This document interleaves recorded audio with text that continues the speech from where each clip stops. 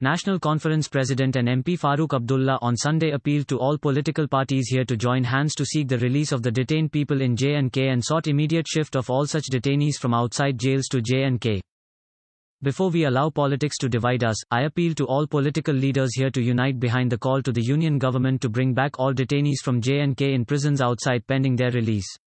While we would like to see them all released as soon as possible, pending that they should be shifted to J&K, said Dr. Abdullah, who was released after over 7 months of incarceration on Friday.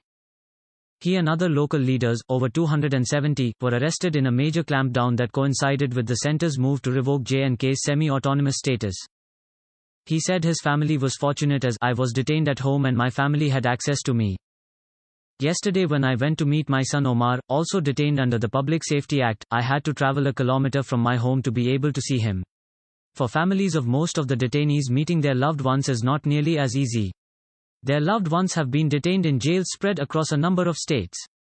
They get 2 visits a month for which they have to spend large sums of money they can ill afford traveling to and staying in the vicinity of these prisons, he said. He said at a time when people are being advised not to travel due to the COVID-19 scare, these families are being forced to put their lives at risk to meet their loved ones for a few short but very precious hours. Dr. Abdullah said he has consciously avoided making any political statements. While I believe a free and frank exchange of political views is essential so that we can take stock of the momentous changes J&K has seen after August 5, 2019, we are still some way away from an environment where such political discourse will be possible.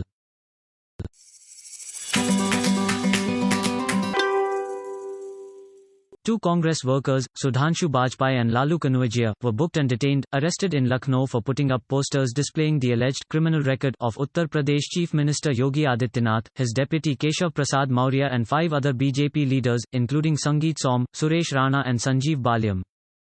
The poster refers to them as rioters and asks when they will pay damages, in an apparent response to the hoardings put up by the state government displaying personal details of those accused of vandalism during the protests against the Citizenship Amendment Act last December. Also read, UP Police book Lucknow CAA protesters. Now, police banners in Lucknow show anti-CAA protesters accused of violence.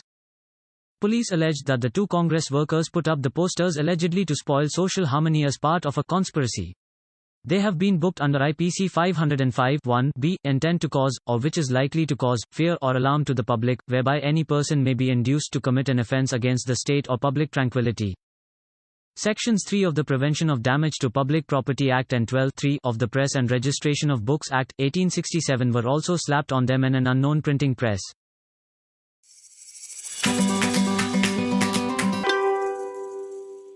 As part of precautionary measures to prevent the spread of COVID-19, Chief Minister Edappadi K. Palaniswami on Sunday appealed to the general public to avoid travel out of Tamil Nadu for the next 15 days. He also urged people to keep off social gatherings in large numbers in public places. The state government ordered closure of kindergarten and up to class 5 sections in all schools till March 31. Malls and cinema halls in certain taluks in 16 districts, which share borders with other states, have been ordered to be closed till March 31. These taluks are in Theni, Kanyakumari, Tiruppur, Coimbatore, the Nilgiris, Krishnagiri, Tirunelveli, Tenkasi, Tiruvallur, Vellore, Tirupattur, Ranipet, Arod, Dindigul, Dharmpuri and Virudunagar districts.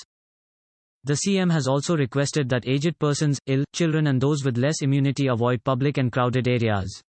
He has also urged general public to maintain personal hygiene by washing hands while entering their homes, an official release from the government stated. The advisory also urged parents not to allow children to play in groups and to ensure their personal hygiene. Cooperation from all quarters, including the general public, was necessary in taking precautionary measures against coronavirus, it said. The Chief Minister also appealed to people to approach government hospitals if symptoms of the pandemic were noticed. Funds to the tune of 60 crore rupees from various departments had been allocated to consolidate efforts against the spread of the disease in the state. Special focus had been given to cleaning activities across the state. Officials of the Hindu religious and charitable endowments and health departments have been instructed to create awareness about COVID-19 among those visiting temples, mosques and churches. They had also been advised to identify those who cough and sneeze and caution them against coming to public places. The Commissioner of Revenue Administration (CRA) has been instructed to coordinate anti-COVID-19 efforts with all departments. All district collectors are to send daily reports to the CRA and those reports would be compiled and submitted to Health Minister and the Chief Minister.